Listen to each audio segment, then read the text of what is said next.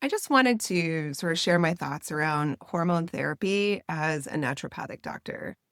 I get a lot of patients who come to me never having taken a medication before, and that's really great. They've been healthy their whole lives. They've, really leaned on healthy nutrition. They've been active. They've kind of done everything right, so to speak.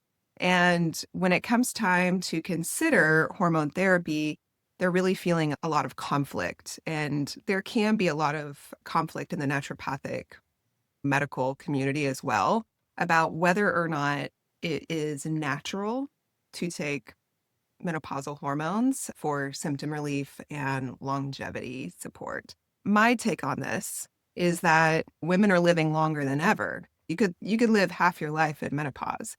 And that just means that we are now outliving our ovaries, whereas before we weren't. You might have died of dysentery, or you got a severe injury that caused sepsis and that killed you pretty quickly. You could have died in childbirth at rates much higher than, today.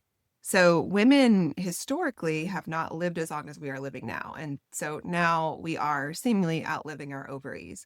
Well, I've also outlived my eyesight. My vision is terrible. I am 46 years old and my vision is rotten. Does that mean I should not wear glasses when I'm reading? Because glasses and contact lenses are definitely not natural. So, should I be asked to just be blind? Should I suffer if I need a knee replacement because my knee has been injured irreparably or I had some severe arthritis or something? It's not natural to have one's knee replaced. Should I not replace it? I'm also outliving my knees. I'm outliving my eyes. I'm outliving my ovaries.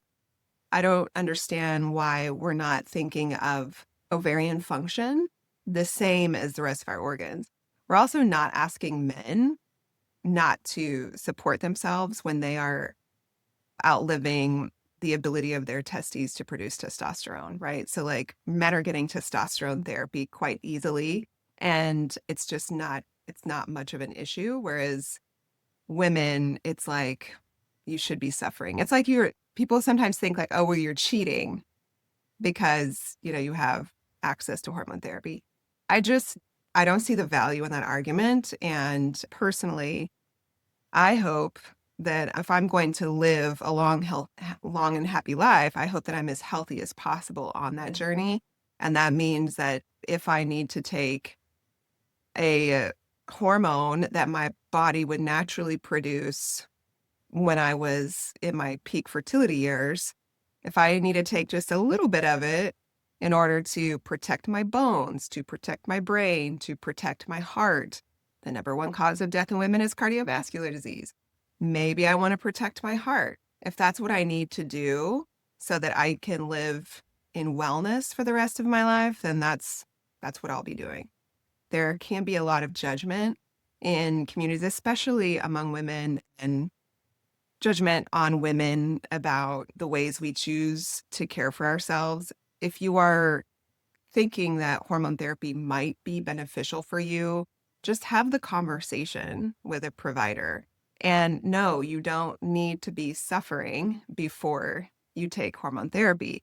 There is also this prevailing thought that it needs to be really bad before we give you hormone therapy. Well, guess what? I got contacts before I went blind. Okay. Why should I have to wait until I'm suffering and on the floor with fatigue and I can't think straight anymore? And I'm thinking that I might have dementia. I'm not sleeping. Like, why should I be suffering that badly before I receive a bioidentical hormone that my body was making? It's just not making now, but I'm still alive. Why should I have to wait until I'm suffering? It doesn't make sense. Make it make sense to me. Make it make sense. And I'm not a pusher of hormones. I have plenty of patients who elect not to take hormone therapy for any reason. That doesn't mean we don't continue to take care of ourselves.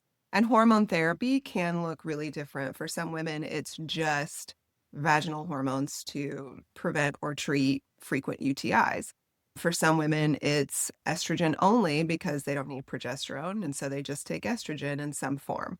For some women, it's just testosterone. They're perimenopausal, their estrogen's really great, but their testosterone's really low. They can have testosterone. So it's very individualized. There are many, many forms out there, and you do not need to be suffering to receive it. You also do not need to live for the rest of your life without crucial hormones that you've always been exposed to. I think that's an irrational argument. It doesn't make sense to me.